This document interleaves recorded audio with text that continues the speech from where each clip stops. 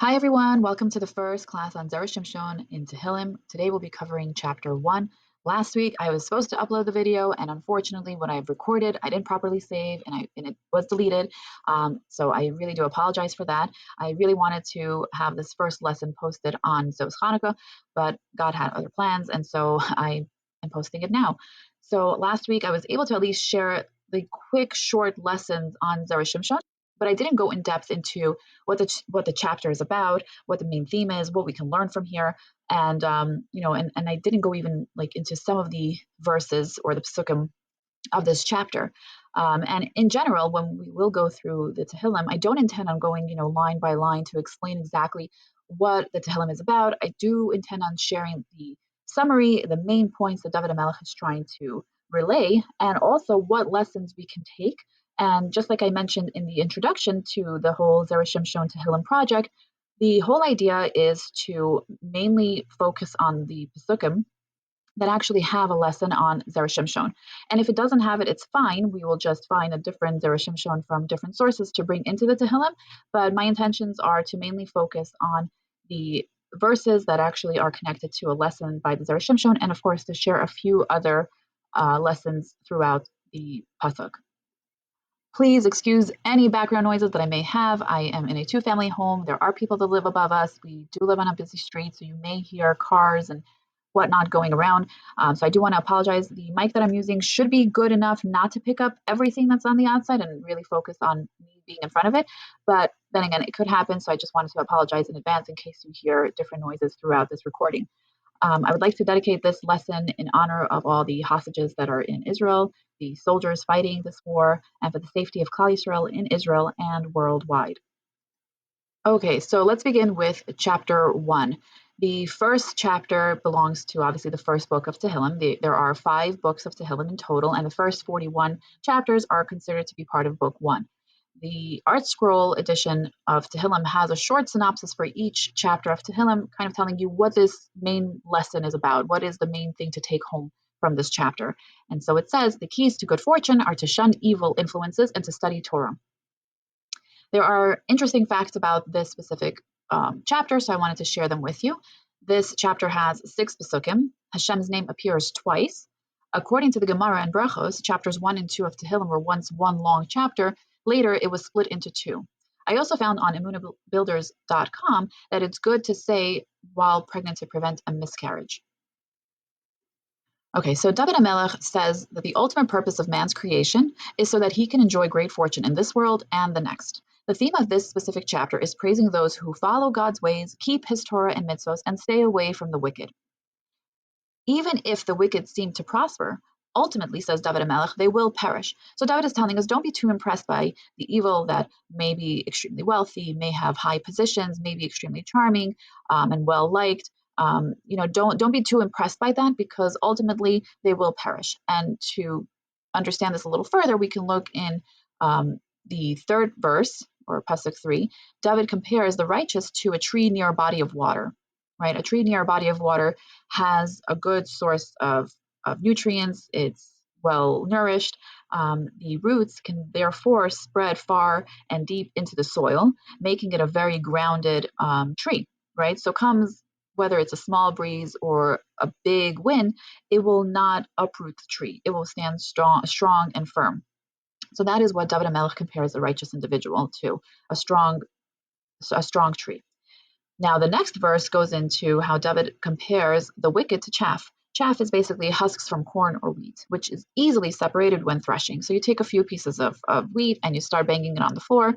The kernels will separate from the husks, and the husks, if you even have a light breeze that comes its way, it will blow away this chaff and kind of don't see it anymore. And that's the way David HaMelech compares the wicked individuals. Sure, right now they're here and present, and you may see them and they're in your faces, etc., etc. But don't be too impressed, because comes a little wind and they're here now and gone tomorrow. Zera Shimshon, as well as other Mefarshim, discuss in depth the first pasuk of this chapter. And it says, and I'm only going to read the English, the Hebrew is listed over here, but I will focus on the English. The praise of man is that he did not follow the counsel of the wicked, neither did he stand in the way of sinners, nor sit in the company of scorners or scoffers. So the word wicked is highlighted, and in Hebrew it's Rishaim. The next word is sinners, which are Chataim, and the third word is scorners or scoffers, depending on how you translate it, and the Hebrew word is Leitzim. Now the Malbim highlights three words. He goes into these characteristics, he defines them, he explains to us what is it exactly that's considered wicked, sinners, and scoffers. So wicked are people that sin on purpose. They disregard the laws. They don't care that there's a Torah. They don't care that there's a Shem. They just do whatever they want, and they don't want to be bothered with the Torah or understanding the slightest mitzvah possible. The next group of people are considered chataim or sinners. They are individuals who don't sin intentionally. However, the sin could have been prevented had they taken the time to understand the laws. And a simple example that comes to mind is recently I've read in one of the halachos of Shmir Salashon is that we all know Lashon Hara is when we speak negative about someone else or when we gossip about someone else, and that's considered obviously a sin. However, what I recently learned was that even when you speak good about someone else, right, that too can be considered lashon hara. And at first I was like taken aback by it, but now after I read it, I understood a little more. It makes sense.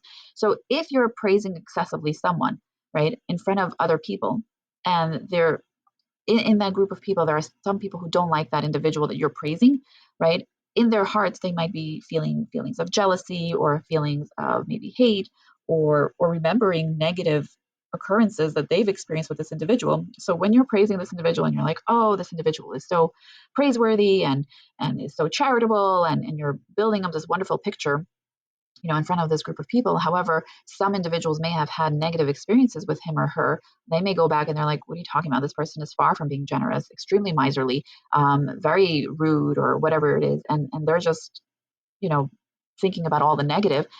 Inadvertently, you just spoke in lashon hara. So again, most of us would probably be like, I'm doing such a good thing. I'm talking good about this individual, and would never have thought that this is considered a negative thing. However, this is just a small example that explains how understanding more about going in depth into each specific halacha, you understand more and more what's allowed and what's not allowed, and be led like that.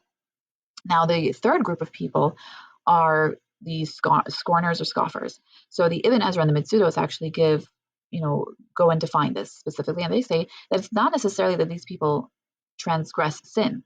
However, these people are crafty with their words. They will belittle or scorn all that is holy and might even reveal people's private matters, right? So telling people, talking to them in confidence is very risky, because they might be the types to go ahead and share that information. Also, what they're saying essentially is that they might be considered religious people. They might be people who are, studying the Torah, but they find wrong in everything, essentially. So let's say hypothetically, you're creating some nice function for the community, and you're, I don't know, collecting $5 per family to be part of this whole thing. They might be the types of people who might say things like, this is ridiculous. I don't know why you're doing this. There's no point in doing these kinds of functions for the community. Nobody's going to appreciate it. It's just going to make a big mess. We don't need all the extras and whatnots around. Like, they'll just find negative things about something that you're trying to maybe do to bring people together. And they'll just find reasons why it won't work or shouldn't work, or why nobody should be really invested in this project. In Sefer Shmir Salashon, for day number 82, lesson for day number 82, they actually brought in the Tehillim that we're actually learning now, which is the Parak 1 and the first verse. And it goes into saying, praiseworthy is the man. And who is the man? In this case, these are the sons of Korah. And it continues, it doesn't walk in the counsel of the wicked, meaning that they didn't follow their father's counsel, right? Their father gathered everybody and said, hey, we need to rebel against Moshe and his brother. And so initially the sons were aligned with their father, but then they decided they're not going to follow the counsel. And in Bamidbar 16, in Parshas Korah, we see that Moshe Rabbeinu is telling Bnei Israel to stay away from the wicked men, right? So he's saying wicked specifically. And so this is Korah and his congregation. And he's saying, don't touch anything that belongs to them, right? So don't go next to their tents. Don't touch anything, not from the biggest item that they own to the smallest thing. Why? Because he didn't want the good people to perish with Korah and his men just by being associated with them, right? So that's the main thing over here that we're learning, is that don't even associate yourself with people that are considered wicked or that are scoffers, because if God forbid they are falling, you'll end up falling as well, and you don't want to be part of that group of people. Right? So like I mentioned before, we know that Korah was considered a scoffer. he scorned Moshe and Aaron. He felt that, what they're doing is not fair, meaning the positions that they have. He felt that because he also was related to them, that he should have had some sort of position, high position. Moshe Rabbeinu, for example, was not only the leader of Bnei Israel, but he also ended up having the VM come from him, and Aaron got the position of being a Kohen, and all the Kohanim until today, are descendants of Aaron. And he felt it was wrong. He felt that he too was worthy, and it's not fair. So he rallied up a whole bunch of people and basically wanted to go against them and prove that he is worthy. So initially, like I mentioned before, Korach's sons were siding with their father, but then they realized that God was the one who appointed Moshe and Aaron, and therefore there's no reason for them to go against them. And so they did teshuvah, and they didn't side with their father, the scoffer, and they were spared from perishing. Now, in this specific chapter of Tehillim, there are two lessons by the Zera Shimshon. One is shorter than the other one, so let's go with the first one. The first one is on the first pasuk of Tehillim. It says, "Happy is the man that did not follow the counsel of the wicked, neither in the way of the sinners did he stand, nor in the company of scorners did he sit." So we've said this before, and we explained it a little more in depth. So Zera Shimshon goes in deeply, a little more in depth with regards to the words on scorners or scoffers, and he's bringing in a lesson from the Mishnah by Rabbi Hanina ben Tradion, saying that if two people are sitting together and no words of Torah are exchanged, this is called a company of scorners or scoffers. Being a scoffer shows disdain for the Torah. Chazal teach us that the sin of those who disdain Torah is worse than all transgressions. So this is the first lesson from the Zera Shimshon. Now we'll go to the next one.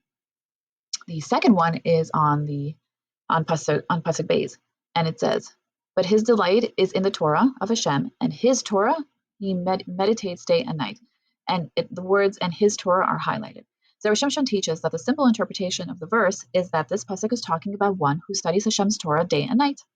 However, the deeper meaning of Zera Shimshon says on this pasuk, in the name of Rava, to understand the words "and in his Torah" to mean that the one who studies the Torah can ultimately say, "This is my Torah," even though technically it is Hashem's Torah.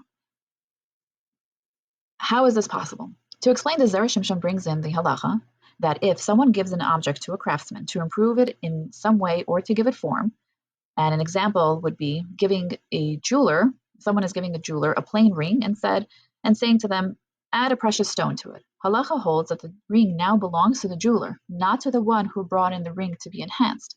Zera Shimshon says that if this jeweler wants to marry a woman with this ring, the marriage is valid and binding. There's no halachic issue that the ring is borrowed or stolen.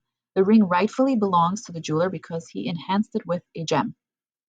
And I was trying to see if there's maybe an explanation, like whether the jeweler was the one who provided the gem, or if the original person brought in the ring and the gem, and if just because the jeweler set it in place and it's now considered his, or if he provided the gem and therefore that's why it's considered his. It doesn't explain it. It just says that because he enhanced something, then it's considered his. Another example would be if you have someone that brings pieces of wood to an individual and says to a carpenter and says, "Build me a table from this," right? So even though you're the one who provides the wood for this table, the fact that the craftsman went ahead and built the actual table, it is therefore considered as if the carpenter is the full owner of this table.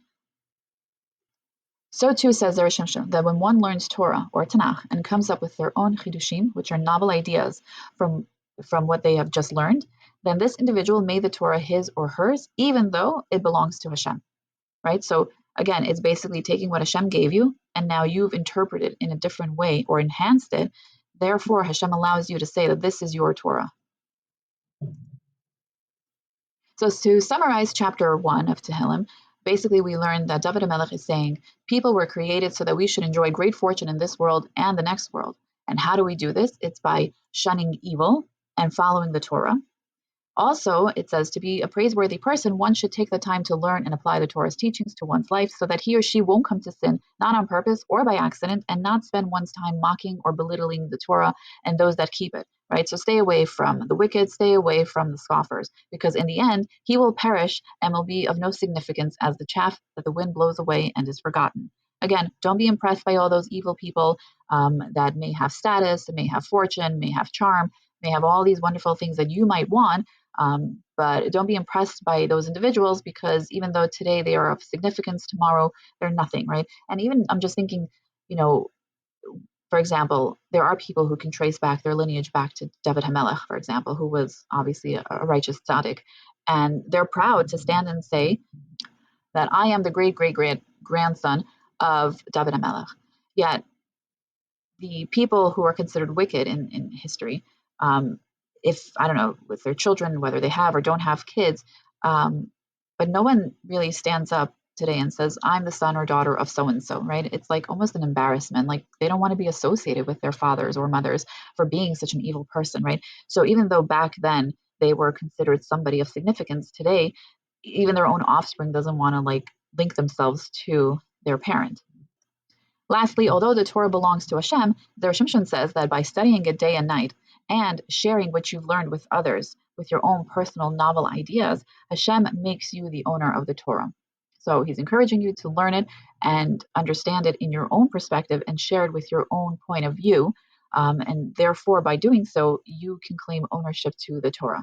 So with this, we conclude the first lesson on chapter 1 with Zera Shimshon. Thank you so much for listening, and God willing, we intend on sharing at least one video per week. Usually we'll be releasing them either on Wednesdays or Thursdays, God willing. At the moment, our website is not yet up, but it should be up and running, God willing, by next week, where you could check out more information about this project and how you can be part of this. And please make sure to like and share this page.